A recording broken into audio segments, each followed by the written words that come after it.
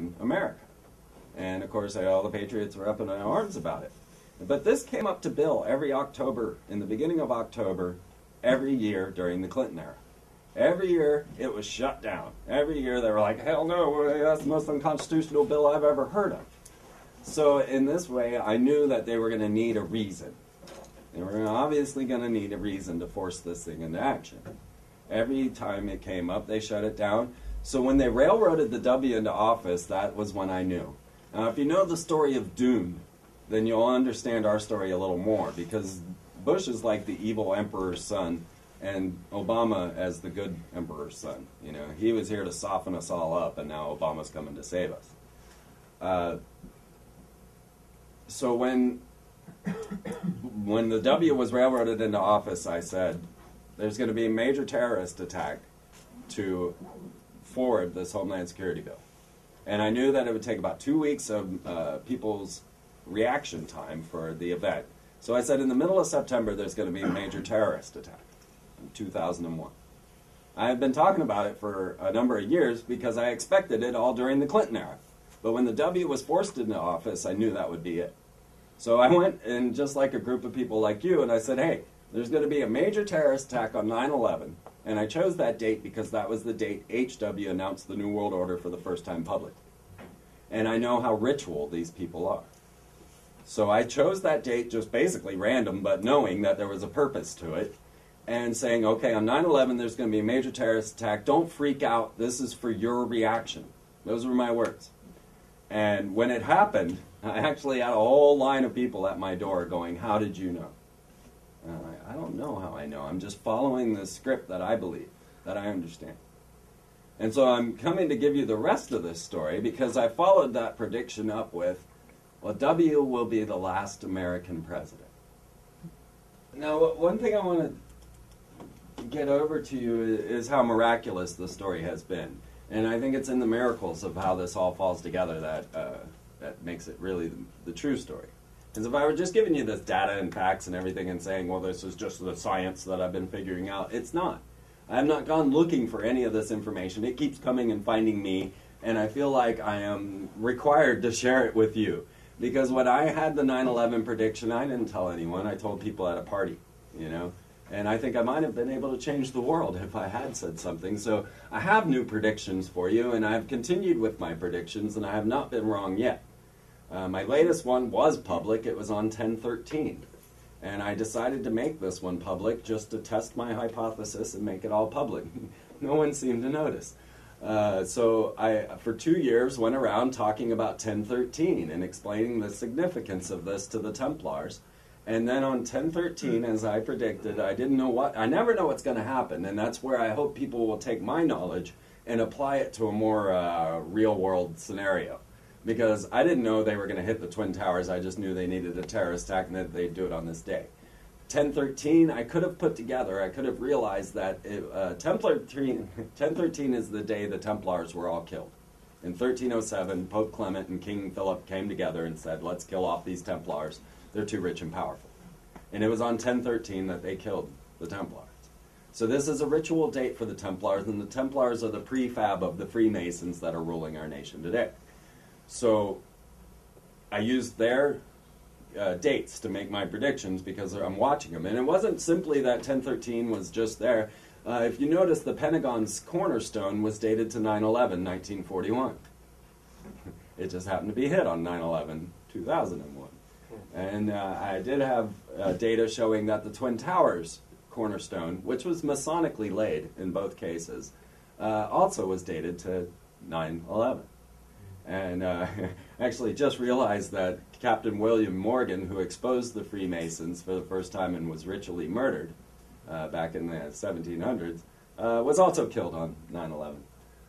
Just a curious little connection there. So when I looked at these things, I was saying, okay, here's the date, here's the ritual date. And if I had taken it one step further and recognized the Templar connection with the fiat currency, I could have given you a fuller projection of what was going to happen. And sure enough, on 10/13, that was the day when Bernanke and Paulson pulled all the 9 CEOs of all the banks together and said, you've got to sign these documents, signing over all your assets, and that's when the finances collapsed. And their headline in the Austin Chronicle, of all places, says 1013 bigger than 9/11. And I'm like, yeah, I know. I've been saying this for 2 years now, you know. I was on talking with the High Priest Church of Satan, 1013. You can watch all that on freemantv.com. I have all of this stuff live on my websites, freemantv.com or the freemanperspective.blogspot.com, and you can watch me talking about all of this. So I start with this man, and I start to understand that, there is a list. There's a list of enemies that we're going to have to deal with. And the first was the Red Scare. And this list comes from a Nazi that came over and joined NASA and just happened to be hanging out with Walt Disney. If you know who Walt Disney is, man, you'll start to get a good clue as to what's going on. Werner von Braun was a Nazi scientist brought over here to help NASA get into space. He came out and said, look, the extraterrestrials are malevolent. The governments are trying to have a war with the extraterrestrials that are trying to visit us. Do not allow them to weaponize space. And he started the Space Preservation Treaty, which Dennis Kucinich is a champion of. And they're like, keep the weapons out of space. This is the whole thing. So he says, all right, what's going to happen is they're going to hit you with the Red Scare, the Cold War, and that's going to start the whole agenda of the technological advancements into space war. Then they're going to hit you with terrorism, which is what came next. But most people believe that the next part of the program is extraterrestrials. But that's not what Werner von Braun said. He said the next step is asteroids. And so I took this data and I watched as just currently Obama decides to couple the DoD with NASA. And this is exactly what Werner von Braun was talking about. So what they're doing now is coupling NASA with the DoD. They're going to retire the space shuttles. The shuttle Atlantis just launched last May 11th. And the Endeavour is waiting to launch just in case the Atlantis has problems. They're going up to the Hubble Space Shuttle or Space Telescope and hoping to repair it. They're having 5 spacewalks in order to try and repair or get these new cameras, because there will not be any more space shuttles. They are retiring the Columbia Endeavour for the discovery of Atlantis. Maybe they already discovered Atlantis. I don't know. So just as Werner von Braun had been predicting, he was started the very first thing Obama did when he came into presidency was saying, oh, okay, we're going to couple the DoD with NASA, and we're going to start what's known as the Ares space program. And if you know Ares as the god Mars, which is the god of war, we're going into a warfare space program. And this is what they were talking about. Well, so just last week, they tried to launch the Minotaur out of Virginia. Now, who knew we could launch rockets from Virginia? I didn't. There's actually only been 2 launches, and both of them were Minotaurs as well. And what they were launching are these TechSat-3 satellites and these special cubes, sat cubes, CubeSats. So there's going to be 5 satellites that were supposed to be launched last week, but they kept having problems with the weather, and then they needed the Virginia site to launch the Atlantis, so this whole rocket was scrubbed.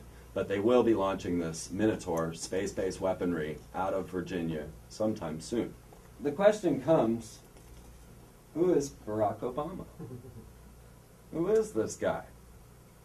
His name doesn't even seem to be Barack Obama, but Barry Soetoro. He was asked to supply his identification, anything any one of us has to do at all times, and he couldn't do it. He supplied a faulty birth certificate without a seal, without any notification, without anything necessary on it. And so there you go. Heard the rumors about Barack Obama's citizenship? These are the facts. The Constitution requires the president to be a natural-born citizen. Obama's grandmother said she was there when Barack was born in Kenya. Obama refuses to release his original birth certificate. Instead of a birth certificate, Obama's campaign posted a certification given to those born abroad. Experts have called even that document an obvious forgery. Obama attended school in Indonesia as Barry Soetoro, when only Indonesian citizens were permitted to attend. Obama's school records list his father as Lolo Soetoro, and Obama's citizenship as Indonesian. Obama traveled to Pakistan in 1981, when it was illegal to enter as a U.S. citizen. 16 lawsuits and 2 cases before the Supreme Court now challenge Obama's citizenship.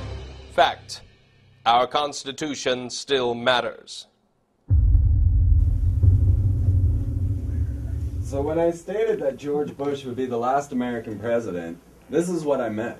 And I kind of get a little flaky with my predictions, you know, and I leave them kind of esoteric. But that's really what I meant when I was saying W would be the last American president, because they want to do away with the Constitution. They want to do away with all of these ideas of nationalism and everything else and form the global